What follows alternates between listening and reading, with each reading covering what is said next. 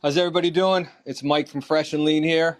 As a part of our Fresh and Lean, a Conversation With series, we are excited to announce that we have rock icon Nikki Sixx, famously of Motley Crue and 6 a.m., joining us very shortly. We're going to be talking with Nikki today about his new book, The First 21, How I Became Nikki Sixx, and his companion single of the same name from the band 6 a.m.'s new album, which is going to be hitting stores on the 22nd, is the music. And the book hits stores on October 19th. For more about the book, you can head over to thefirst21book.com to pre-order that. Check that out. I think Nikki's joining us right now. What's up, brother? What's going on? Is that a nice view of my chin? Hey, you look great, man. You look great. What's happening? I need to... How come you look so good and I look like shit? What's going on? I had a guy here to spend all day putting this together for us, but next time come down and do it with us right here. We'd love to have you. Sounds good. Okay. Thanks so much. I gotta warm the crowd up here and remind them who you are. So, everybody needs to keep in mind that Nikki Sixx here is an international rock icon, the founding member of Motley Crue and 6 a.m., three-time New York Times best-selling author. I'm assuming we're going to have a fourth pretty soon in that 3 to 4 of New York Times best-selling author, Nikki Sixx. Philanthropist, nice. Addiction recovery advocate, and Nikki's about to embark on a stadium tour as well, if you haven't heard about that, with a couple things going on this year. And we're here to talk about The First 21, How I Became Nikki Sixx, and its companion single on the new for the new album hits from one of my favorite bands, 6 a.m. So, how are you, bud? Oh, man, things have been really good. It's been fantastic with Fresh and Lean because, I was training for the tour, and we'll get into that a little bit. And then, COVID hit.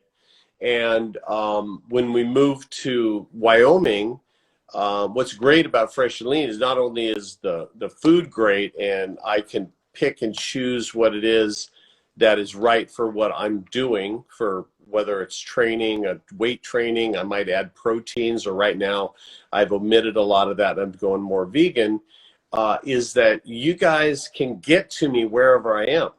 Like, you guys get it to me up in Wyoming, so I'm not like, up there stuck in this void of not being able to have healthy food every day. Because as you know, athletes or musicians or actors, we have to eat multiple times a day to keep our energy up. And, the old thing is like, I'm going to lose weight, so I'm just going to live on salad. That never really works. So being able to just like go to the refrigerator, pop in one of the meals, supplement it with a protein shake along the day and keep my energy up, as I was telling you the other day on the phone, is directly impactful to even like me writing a book or working on an album or having the energy to keep up with the 2-year-olds. So that's why I really wanted to, talk to you about this, because I don't think a lot of people don't take food seriously. They're like,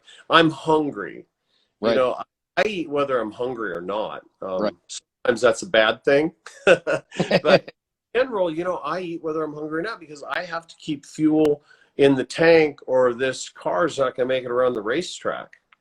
And you look great. It's definitely working for you. And I haven't seen you in person in years now. And fortunately, our mutual great friend, Fred Corey, who does all of our music and is our sonic branding composer for Fresh and Lean, reconnected us. And we're here now getting to talk to you. So can we dip into the book a little bit while I have you? And then we're going to talk some nutrition, we're going to talk some business, because you're kind of an apex predator out there of all these things. So, the book is really raw and personal, and I devoured it. I think I was texting you about just how great it was. And I don't like Rush, just for the record as well. Can you talk about why you decided to write it and what you're hoping readers are going to take away from it? Right. So I'd originally, it's just for like fans to know, once you release a record and it sells, like somebody wants you to do another record, not only a fan, but like a record company. And, it's just, so when you write a book or you do a movie or you do a tour and it's successful, it kind of, self-fulfilling. So this is my fourth book, my third completely on my own. The other one was written with the guys in Motley Crue and Neil Strauss, The Dirt, which got turned into a movie. And I was going down the road of something that really bothers me is that a lot of people like myself, you know, the Franks out there, come from small towns, big towns, they have the dream, whether it's an entrepreneurial dream or an athletic dream, or in my case, a rock and roll dream. And they put all those years of work into it and getting better and better at their craft, and they knock one out of the ballpark. Or maybe it takes a couple of years and they got a couple hit records under their belt, or they got a couple hit movies, or man, they're on their favorite team and they're like the MVP player on their team, and everyone's looking at them, and then they have a bad season, then they have another bad season, or the record bombs, or music changes, or all of a sudden like horror movies are out and now it's romances, and you're like, I don't do that kind of movie. And people manage their money, and then they have to do undignified things, which is not fair to the fans. So I have a way that I've managed my money, and some of that is I have to be I have to do without sometimes to save what it is that is my goal, so that when a rainy day, and I've had many rainy days in my life, when people didn't even want to hear the name Motley Crue, was able to keep doing what's important, which is being honest musically, in my case, or continuing on with whatever it is you're into. So anyway, long story made short, I didn't think that was a very sexy book. It's not a sexy book, and I was inspired to do it, but then when moving to Wyoming, it hit me that only a few hours away is where I was raised as a kid, and I had this idea of like where did everybody go? And I wanted to retrace my roots, and also kind of find the roadmap to success in there. And I was taught really young to work hard, never complain. And I've been working since I've been like 13 years old. And you don't complain, you work hard, you put 100% into it, and you be honest about it. Oh, so then came the idea of doing this first 21. And during this, I got to sort of revisit family members and best friends and ex-girlfriends and learn about myself and my patterns, which ended up becoming part of like why I became successful. But during that, I also discovered a lot about my father and my family, and why I did change my name from Frank Ferrano to Nikki Sixx.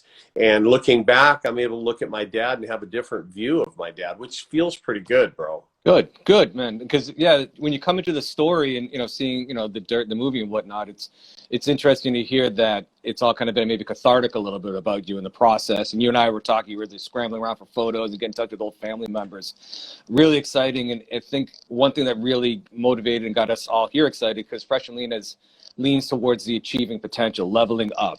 And I look at your story and knowing you as a friend and somebody just that I looked up to, saying Nikki always achieves his potential, no matter what's been thrown in front of him.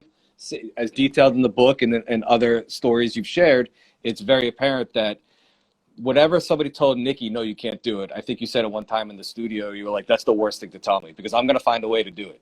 And Means go. Yeah, exactly. Yeah, exactly. You don't take no for an answer. And I think that's something that our audience of entrepreneurs. Something that a lot of people don't talk about, and I tried to get it in with the book, is, there's a lot, I don't know if this is a memoir or autobiography. It's really a prequel in a lot of ways, and co-written by my former self. So it was a lot of fun to get into it in that way.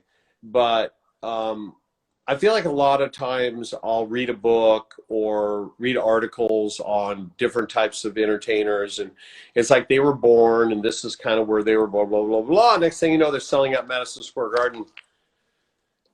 And I want to know, and I wanted to leave in my book, the coming of age, the discovery of music, the being uncomfortable in your skin, you know, not having the perfect haircut, not having the ability to get the clothes. The girls were out of your league. I wanted to throw all that in there because that's kind of the American dream, is that you can invent and reinvent and reprogram and regrowth yourself and keep getting better and better and better. And if it becomes a pattern in your life, it will walk you into success in a lot of ways, you know?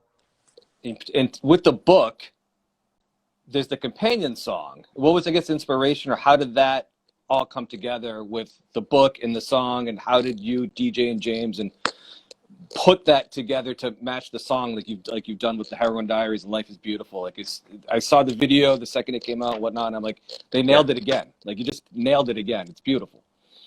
Well, I called James and DJ up and I told them about the book, and we'd had such success writing a soundtrack to a book with the Heroin Diaries and doing it again with This Is Gonna Hurt, and ended up with a bunch of #1 songs and people getting both and like getting a deeper message from the whole thing. It was really exciting. And we just talked about like writing a song that would capture the essence of those first 21 years. And it was very typical to a 6 a.m. phone call or in person. Unfortunately, phone call because of, COVID. But DJ started talking about when he was growing up in Indiana and the music he discovered. And, James was talking about the same thing, and I was talking about the same thing. And then about, like, one of the things we talked about was you knew when to come home because it's when the sun went down. Sure. And how simple that was. There was no iPhone. There was no way to communicate with the kids. So the kids wouldn't go sit in a park and stare at TikTok. They would go out, me being one of them and you being one of them, and explore. Mm-hmm. And sometimes nothing more exciting than a rock to skip on a lake, and time to dream. Mm-hmm. and imagine and discover, self-discovery, musical discovery, fashion discovery, and what you wanted to do. So once we all started talking about that, the song kind of wrote itself. And because that kind of concept is set in the 70s, we really kind of used that format in our songwriting. The song starts with the post-chorus, which is very Queen sounding, and then goes into a verse that is saying, the first 21 over and over and over. It's literally the chorus. Mm-hmm. And then the chorus does like the 70s and never even mentions the first 20. It keeps going on about when we were young. So like once all that started coming and the lyrics started coming, remember me and James got this, one of the lines in the song, something like, we were as high as the stars in the sky. We were just, young. Sure. And we wanted to capture that. And then I was talking to my aunt and uncle, and we kept, trying to find pictures of myself. My mom lost stuff years ago and she's passed. And my dad, I don't know if he ever had anything. We never had a relationship. And so my grandparents had a few things, but they've passed. So it was hard to find this stuff. And they were like, well, we have a box of 8mm film, like boxes of 8mm. So, we got it sent out and I had it all transferred. And if you've seen the video for that Lucy Dyson, who works with Paul McCartney, did for us, it's fantastic. I think it captures the book, the idea of those first 21 years, the visualization of what it's like to be young and innocent and even going through stuff. In doing all that while living in Jackson, you're a father, a husband, a friend, a mentor. You do a lot of things I know that, you don't publicly face, but you're busy.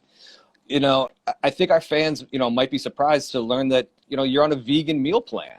And how has, when did you decide to go plant-based? I think you tried a few of our meal plans, and then when you came into vegan, I was like, okay, cool, he's doing the vegan thing. Like, what is it about the vegan meal plan? Has that helped energy and made you feel better? How has that kind of played into the process? So when I have friends that are vegans. Hmm. Fred Corey, who's probably watching right now. Hey, Fred. He's probably in the background doing something.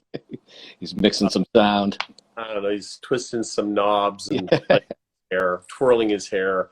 Uh, and John Five, who's always talking to me about vegan, and Rob Zombie, and I have some other friends as well. And I was on the website, and there's the I can't remember exactly, but it's like the high protein one, and I had some injuries that I had to work through in physical therapy, stage injuries, Shoulder. rotators, and I had my back fused about 4 months ago, just two vertebrae fused back there for jumping up and down, the damage that I did, because my base is like really heavy, and 40 years of jumping up and down, blew my knees out. So, you talk to any band, it's the same thing. It's not like, anything. It's going to happen. If you're going to be in a band, you're going to stick around 40 years, you're going to bang yourself up, unless you just want to be one of those shoegazers. Right.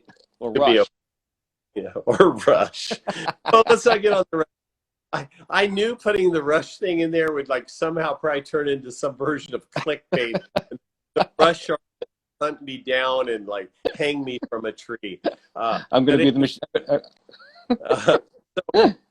So, I saw in there, and they talked to me about the vegan plan. I saw on the website, and I was like, I'm going to try this. And I've been on it for, how long have I been on the vegan thing? The three. I think about 5 months now. Do Yeah. you know what your favorite vegan meal is? We know you like the buttercups. We know you like a little snack of the buttercups. The buttercups, please stop sending me those.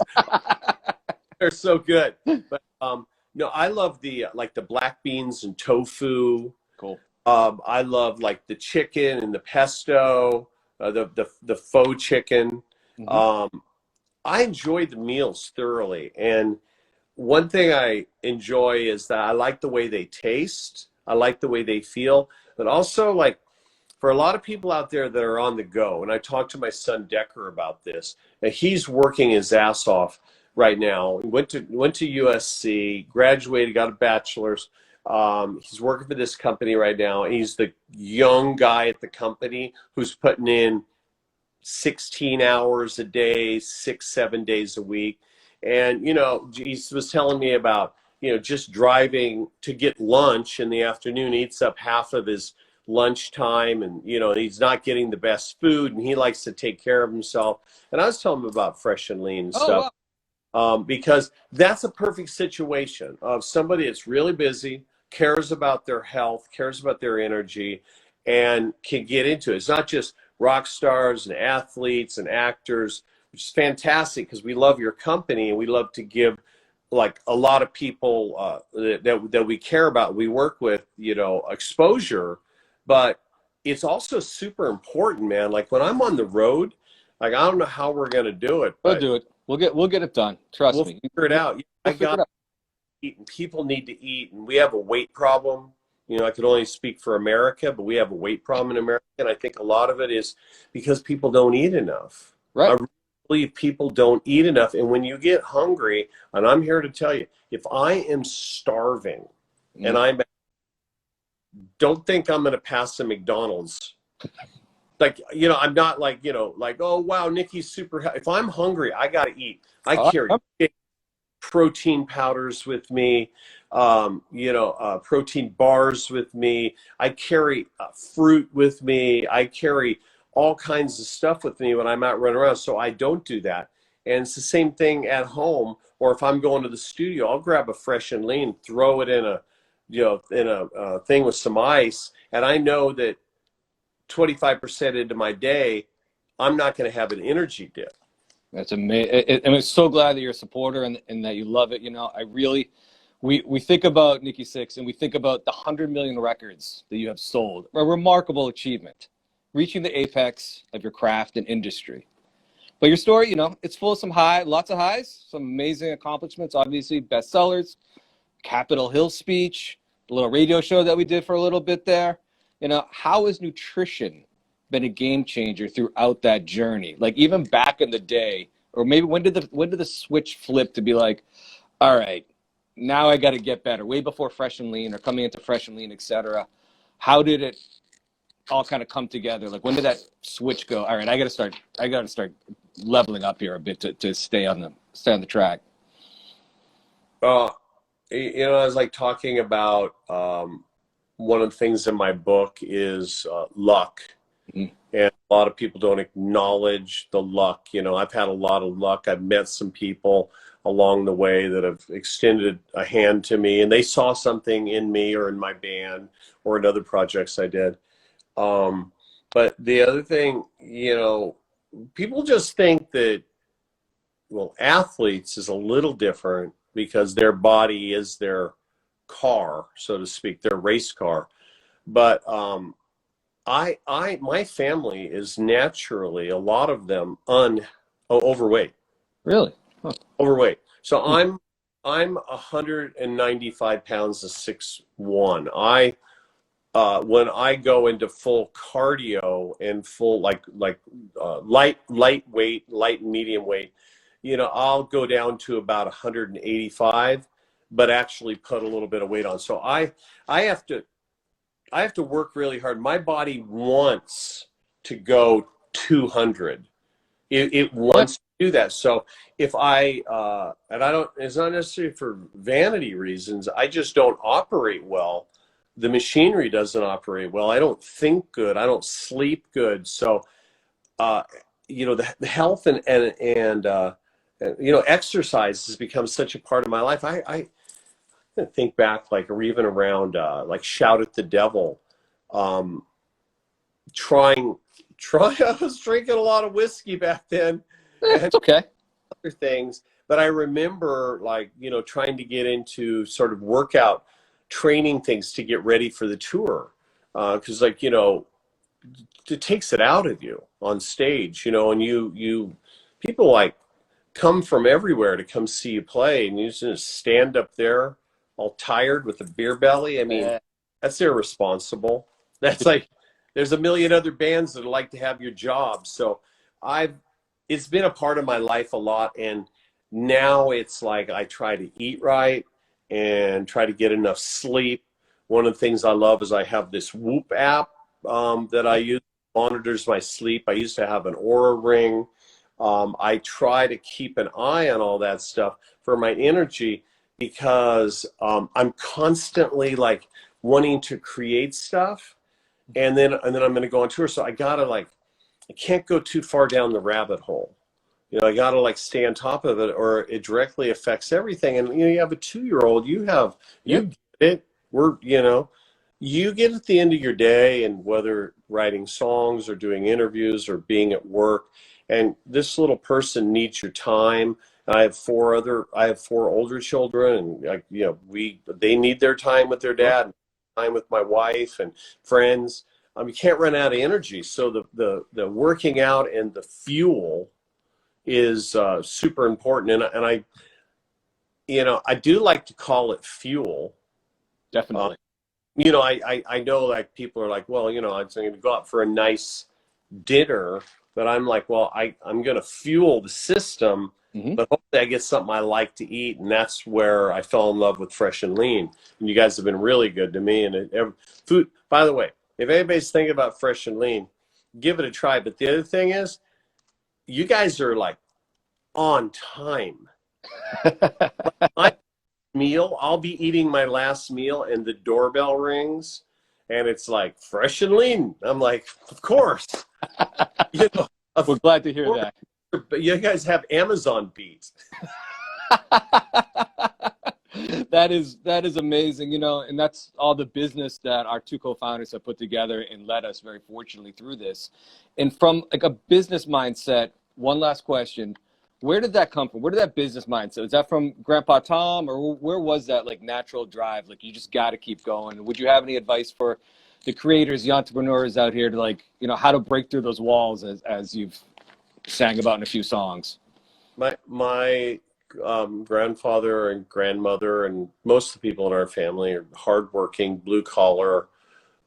We went from town to town to town, and my grandfather was up at 5 or 6 o'clock in the morning and had his cup of coffee and took off and worked in gas station, worked as a mechanic, did odd jobs, to take care of me and my grandmother and himself. And we moved a lot, and that was moving. We were chasing the dollar to survive.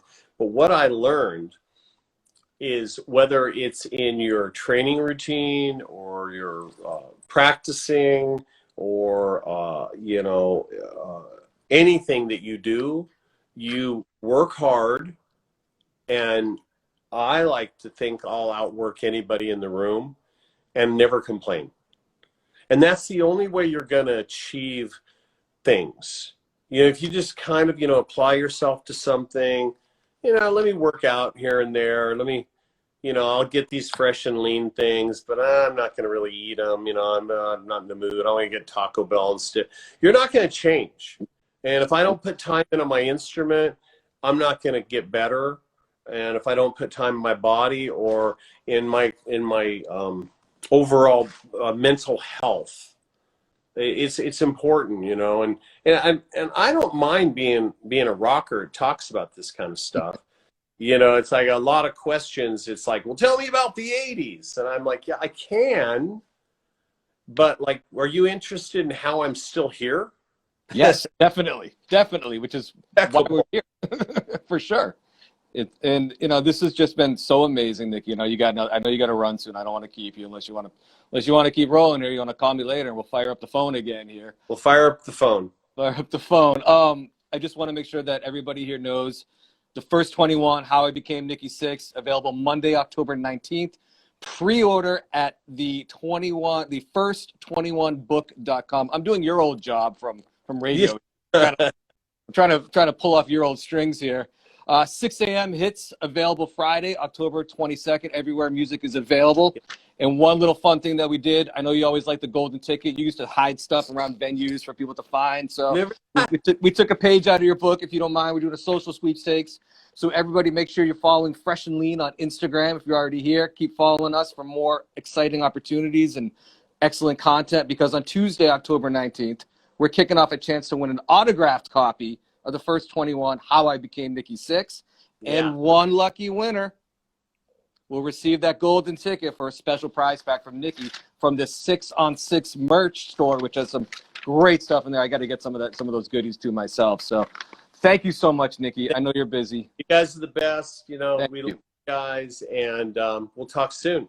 Great. Thanks, brother. Later. Bye. All right. Bye.